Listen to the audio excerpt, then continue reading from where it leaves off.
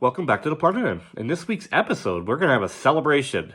So today marks the 1 year anniversary of this channel. So I started this channel exactly 1 year ago. So in the 14th of June is when I did it.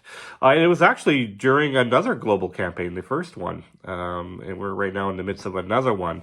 And that's kind of somewhat why I started the channel, and we'll get to that in a minute. So this episode is a celebration of, how I got involved in tabletop gaming. I'm going to talk, about the game that drove me to make this channel. But I really wanted to start off by thanking all of you guys for getting involved in this channel, leaving comments, putting likes on the videos. Just really participating, views. I know that people's time is really important to them, and I really appreciate you guys spending a little bit of time watching this channel every week. I really appreciate it. And it's a driving force for me to keep going forward. And, I've had quite a good response to the channel, and a lot of people have said a lot of really awesome things. I've helped some people with some terrain pieces, and I'm doing what I can to help the community as best I can, and I figured this channel would be one way of doing it. But really, I wouldn't have gone anywhere without all the support of all the viewers, and so I really appreciate that. So I want to start with that before I even get involved in anything else, because without them, without all you guys, I wouldn't even have continued forward, right? Okay, so and really how this channel kind of started, maybe not go back to the channel. Well, it is partially because of a game that I played, Blood and Plunder. So you guys know I talk about it a lot on this channel. And really, that game launched this channel. And so let's start with me getting involved in Blood and Plunder first. And maybe that's kind of the background story of how I really started this channel, right? So it was it was in 2020, and it was January 26th, I think was the exact date. And I'll tell you in a minute why I know the exact date. I was actually in a waiting room with my son. He was getting some blood work done, and we were just in the waiting room. And then, like most people, I'm sitting around, fiddling around on my phone, killing time until he was done on the, with his appointment. So also in that waiting room, there was a television playing. So this is why I know the exact date of when I discovered Blood and Plunder. Sadly, on the TV, there was a breaking news report that Kobe Bryant had passed away in that terrible helicopter crash. And so that kind of caught my attention for a second, like, whoa, I was a huge basketball fan, and I did enjoy watching the Lakers. And so that was kind of something that caught my attention, right? That was something I really like. So I know exactly the time because that came on the television. It was a breaking news story. So anyway, so that was going on, and then, I kind of watched it for a bit, and then I got, back to my phone, and I was really just rummaging on the internet. People just, you're looking for things, and I think it was on Facebook at the time. And I was actually looking at World War II aircraft carriers for whatever reason. I don't know what we look at sometimes on the we're just flipping through random stuff. And I was looking at those ships, and then it recommended, as Facebook does, to look at like sailing ships. We're like, okay, well, I kind of like sailing ships. I've watched sailing movies before in the past, and those are, I enjoy those. And I start flipping through those. And as I was going through those, there was wooden model ships. It went like all sorts of elaborate. But then it came up to something called Firelock Games. And I'm like, well, okay, what's this all about? So it recommended that I check this out. So I went in there, and I came and saw these pictures. So these are the exact 4 pictures I saw on my phone that day. And really, it told me everything I needed to know about this game. It looked absolutely amazing. I instantly fell in love and figured I have to play this game, and started to look out in my community and see how I can get into this game. So those were all the fantastic pictures that I saw that really got me involved in this game. I just like, wow, those are super cool. And I wanted to get involved. So that's really kind of how I was introduced to Blood and Plunder. So from there, I kind of just got involved in the community through different ways, scouring the internet, joined some of the communities that were on the Facebook, and really kind of got involved in that game. And I really want to talk about three aspects of Blood and Plunder that I really why I got involved in it.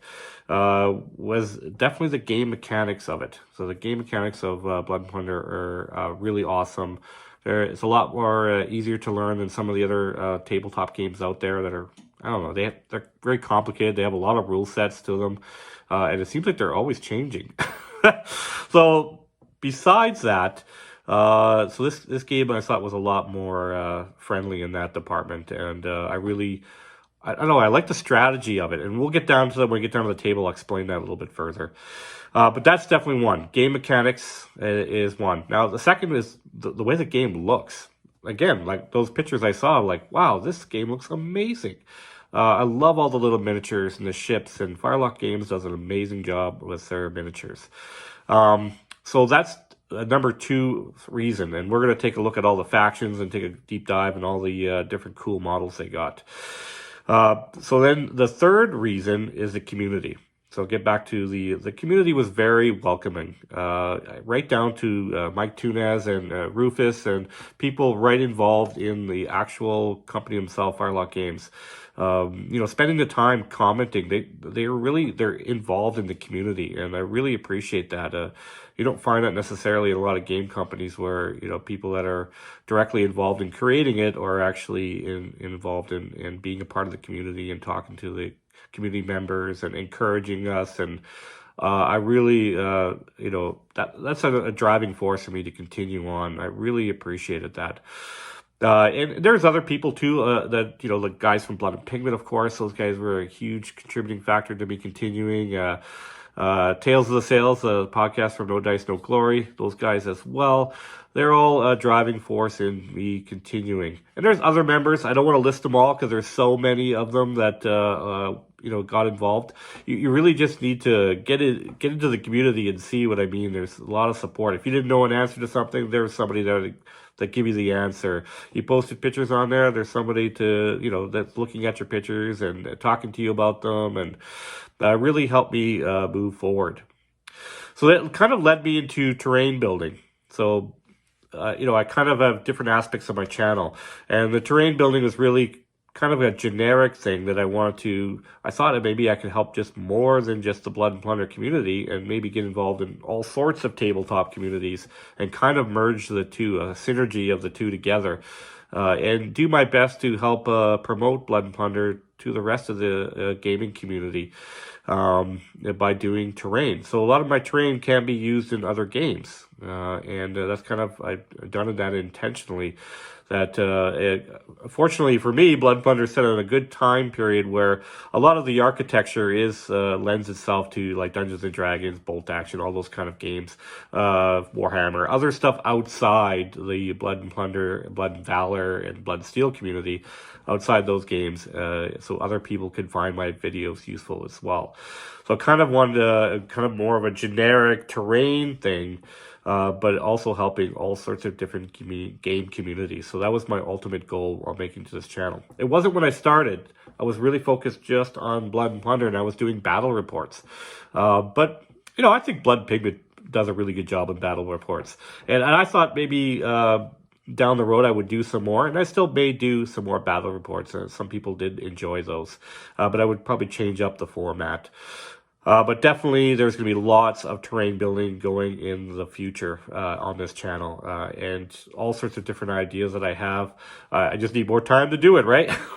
So we're going to go through it. So I know in this episode we're not really going to be doing some terrain building. We're going to be looking at those different aspects of the game. Not so much the community part because we kind of just talked about it, but the look of the game and the mechanics. We're going to spend some time on the table on that part. And I got a bit of a clip there on some of the terrain that I built over the past year on this channel. So really that's kind of the driving force to people viewing this. They really love the terrain, and that's going to continue. So just so you know that I'm going to be moving forward with all sorts of cool terrain, but there'll be aspects of different models at Firelock Games that I want to cover, and different unboxings like I did with Oak and Iron, and just to get involved in that part too as well.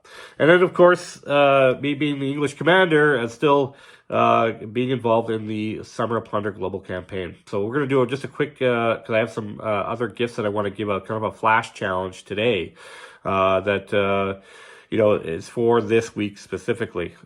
So really, the commander that plays the most amount of English matches, you can see I got a common theme here. I'm trying to get people to play a lot of English matches, but I'm going to try to reward them for doing so. So you have to play the most amount of English matches this week. And there'll be a first and second prize here. But you also have to answer a trivia question about this channel. So in my very first episode, I did a battle report. So in that battle report, what were the two factions that I played with? So that's the question. So how do I give me the answer? So when you're filing your battle report, your match of Blood and Plunder or Oak and Iron on to playing with the English faction, and you go to the Blood and Pigment page, and they have that form that you fill out to submit your game. On the bottom, they actually have a section for notes, and that was meant for special direction from your commander. So that's a great place to put the answer to this question. So just going to repeat that. So the most amount of matches played as the English commander, Blood and Plunder or Oak and Iron, but also who has can answer the trivia question. What were the two factions I played in my very first episode of the Plunder Den? So this is what you're going to win. First place will get this foreground. It's kind of like a little structure here, which is an awesome little kit. It has a little thatched roof and everything. So that will be for the first place. And then the second place will get these. It's called model kits. It's a Wild Beast shipping crates. Sorry, I'm reading the top. the bottom here, it's like shipping crates. Who needs it? You always need shipping crates, right? Scatter trade for your battle mat. So that's the second prize. So really, if there is a tie, and I'm hoping there won't be, but if there is, we'll do a dice roll. I'm going to get Joseph from Blood and Pigment. He's just going to do the final ruling on that and roll a dice and see who actually ultimately is the winner of that. So let's just want to make that quick shout out for today. Again, keep playing those English matches. I think as I recorded this, we were tied with the Spanish and the Pirates. So we don't want to let them get tied with us. We want to get ahead of them, right? So let's keep playing those matches and let's stay ahead of those guys. For the most part, in the first 2 weeks, we're now in week 3. We've been leading the way. But let's continue that trend, and let's close out this campaign and win it. So remember, we got a long way to go. We're only at the beginning of this campaign. Okay, so that's pretty much it. Now, just one quick just note about reminding you to get more extra points playing this week. You want to play the actual scenario that they've laid out on Blood and Pigment. And there, let me just pull it up here.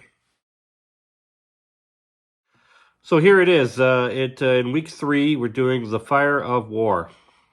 And it really is have a fire happening in your game. So a burning ship, house, fort, torches, fire pots, anything to do with fire in your match. If you want to get the maximized amount of points you're playing as your game, you can do it that way by completing these missions.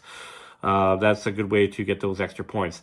Now, also, another way to get extra points is to train a new player to play. So teach a new person to play Blood and Plunder. That also gets you extra points when you're playing these matches.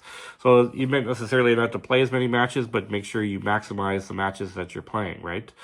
So I just wanted to point out that that's what this week's. It's already started. Like I'm usually on Tuesday. This channel's on Tuesday, so it's usually a day after it's already been launched. But I just wanted to do a reminder of what this week's challenge is. All right, so let's get down to the table. Let's check out Blood and Plunder, the game that launched this channel.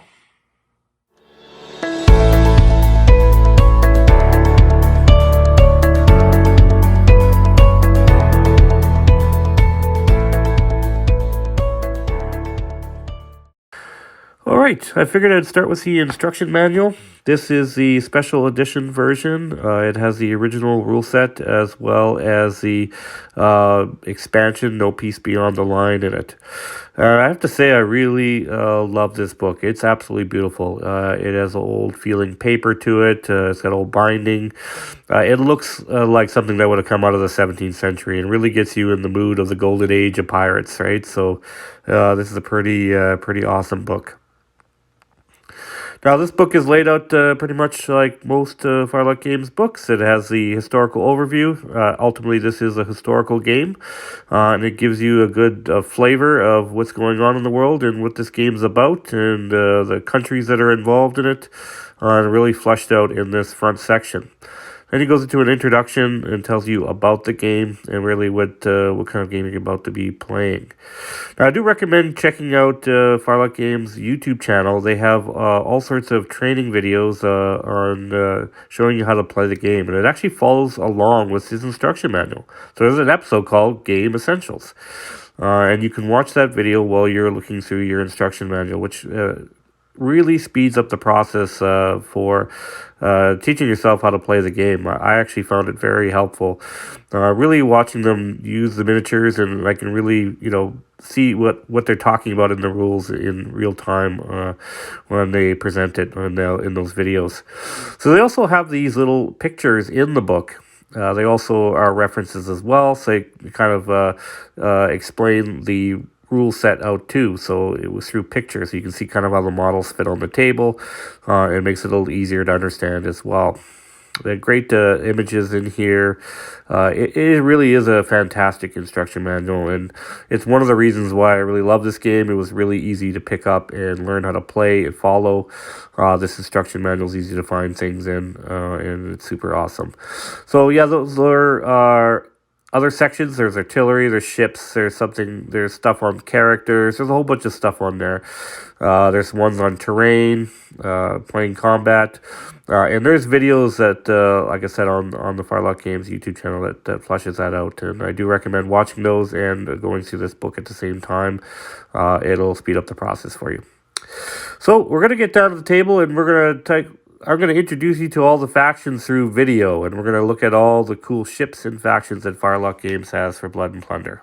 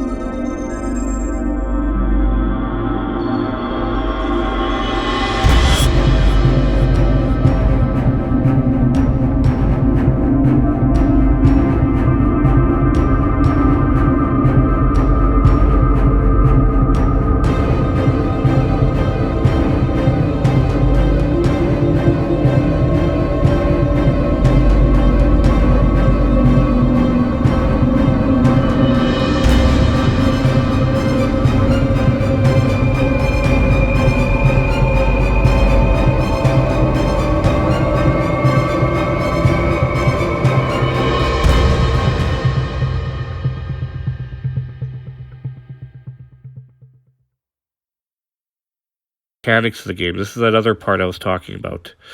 I'm going to go through a few of the items that you play with here. So this is a D10 dice, so a 10-sided dice. And the skull and crossbones on one side here is the perfect 10. And of course, the 1 is the perfect fail.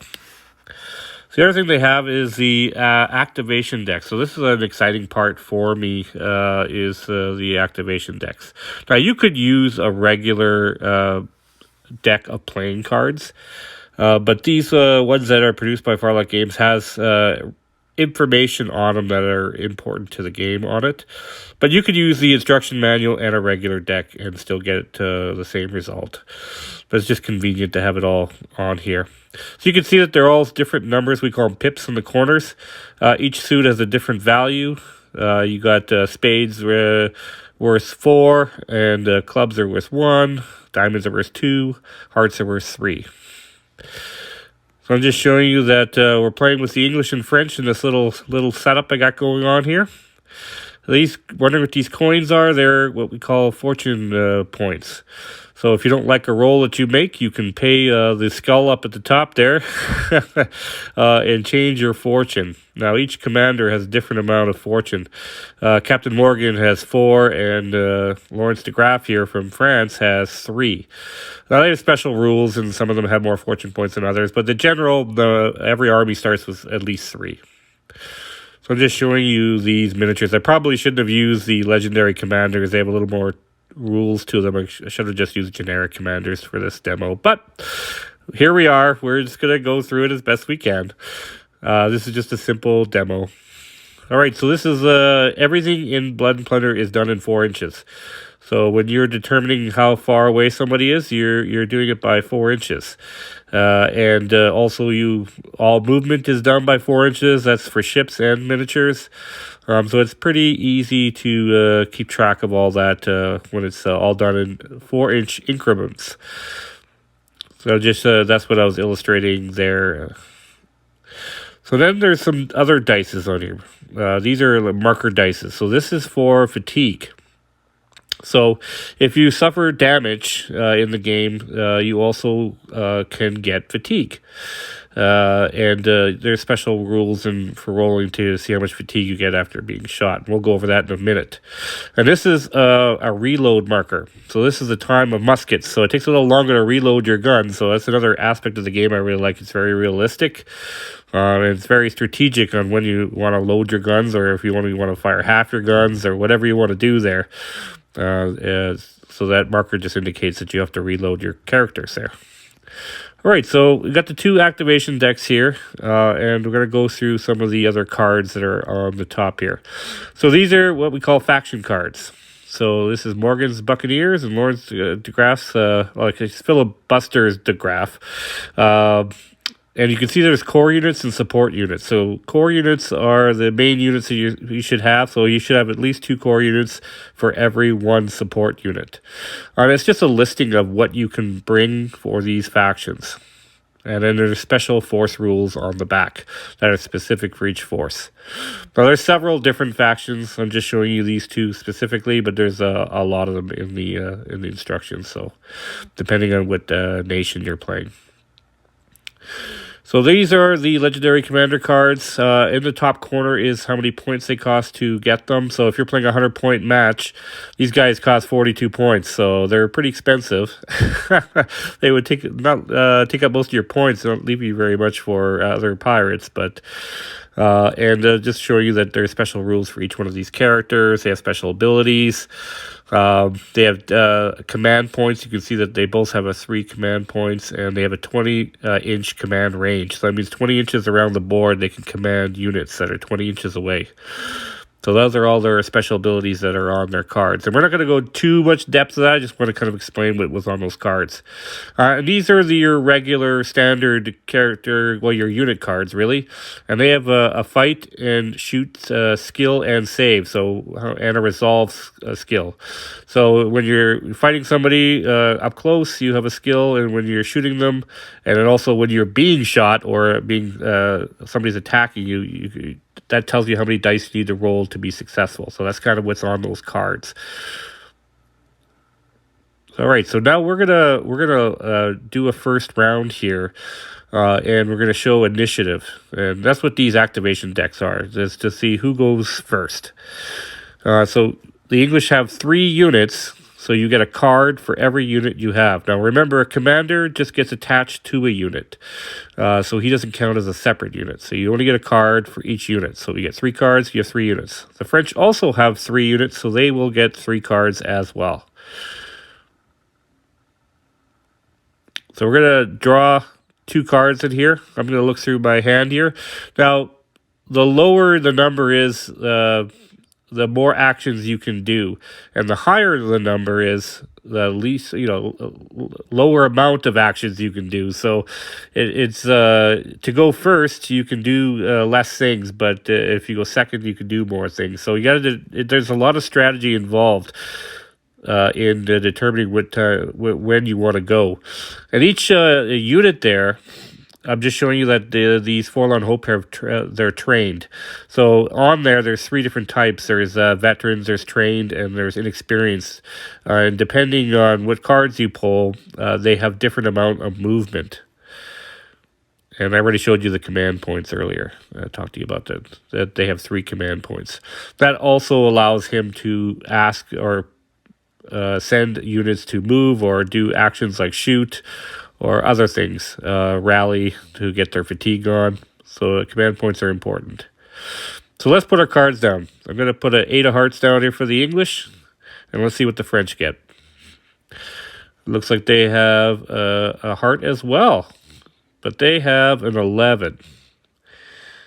So even though we both have hearts and our pips are the same at 3, the French have an 11 and the English have an 8. So the French will go first. Now, if they were ever the exact same, you would do a dice roll-off, where you'd roll off whoever had the highest number, and then they would go first.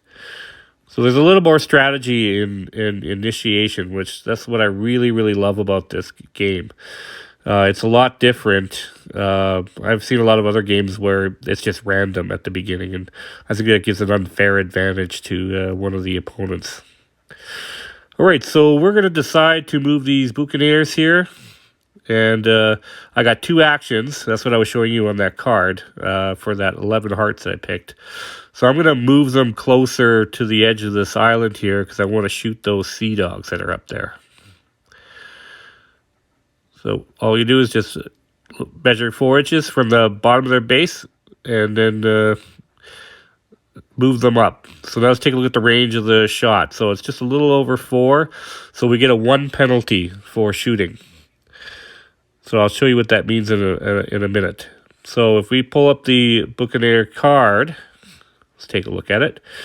They have a 5 shoot skill. So that means I have to get 5 or higher. But because they're over 4 inches away, I have to add an additional point. So now I need 6 or more to hit them. Now I get a dice for every model that's in that unit. So I got 4 models, I get 4 dice. So then I roll them, and then see how many did I get over 6. It looks like, oh boy, the Sea Dogs are in trouble. I got 3 hits over 6. So now the Sea Dogs are going to have to defend against this. So let's take a look at their card. And they have a shoot save of 7. Which, really isn't that great. Especially when you get hit 3 times and you only got 4 models. So this might be a little tough on the Sea Dogs. All right, so they're not behind any cover, so they don't get any extra bonuses. So they're going to have to try to defend 7 or better to defend these 3 shots here. And unfortunately, they only defended 1. So that means 2 got through, and technically 2 models got killed here in this particular incident. But we're going to use, Captain Morgan's going to use one of his fortune points to try to re-roll that dice and see if he can come out with a better outcome. Oh boy. So unfortunately, his outcome is even worse than the first time. He hasn't got anything. So 3 models would die. And we're not actually going to do that because we're going to pretend that only 1 model died, just so I can show you the fatigue situation. If I actually went ahead with probably that unit of Sea Dogs would be toast. So now again, we're pretending that only 1 unit died. So I have to roll 1 dice for the model that died and 1 dice for fatigue. So you automatically have to roll 1 for that. So then you roll 2 dice and you're trying to beat your resolve. So it's 5. And it looks like the Sea Dogs got both of them. So that means they have no effects at all and they have no fatigue. Now if you get over 1 fatigue, you go to 2 fatigue, then you can only do half your attack or half your actions. And then if you go to 3, you're shaken and the unit would have to retreat. And I'm just showing you that I had to put a reload marker, 2 for muskets. All right, so that's essentially 1 turn. And then the English would go, and that would be 1 round. And then we just keep going back and forth till all the cards are gone. All right, so let's just take one look through the Port of Plunder. I kind of set it up for some of the matches we've been playing for the global campaign. But I wanted to show off some of the terrain pieces that we built this year. And then, at the end of this video, I have a whole slew of pictures there that a montage of the year just for you at the end here of all the different different pieces of terrain I built. Not all of them, but just some of them. Some of the pictures I picked up through. All right, so let's get into this Port of Plunder. So there's the blacksmith's house. You kind of see it on the bottom. There's the forge right there. And there is that well that we built in what episode? And then moving over here to the docks. I built some of these docks before, but some of these docks, that one was a fishnet is the one I built on this channel. And then some of these other buildings I haven't built. I do have an Instagram page called the Plunder Den, and there is some through pictures how I built some of these, like the actual port bottom itself, that larger building, and the inn, and some of the other things that are on here. But let's get to the other side. There's a few other things on here. I can see that stone wall scatter terrain that we built. There's also the plant life scatter terrain, specifically the jungle ones that are over here, and then of course the tuner house that we built also on this channel. All right, everyone. Thanks so much again for tuning in this year. I really appreciate it. And I really look forward to making all sorts of cool stuff going forward on this channel. So, of course, in the next episode, we are going to get back to terrain. All right?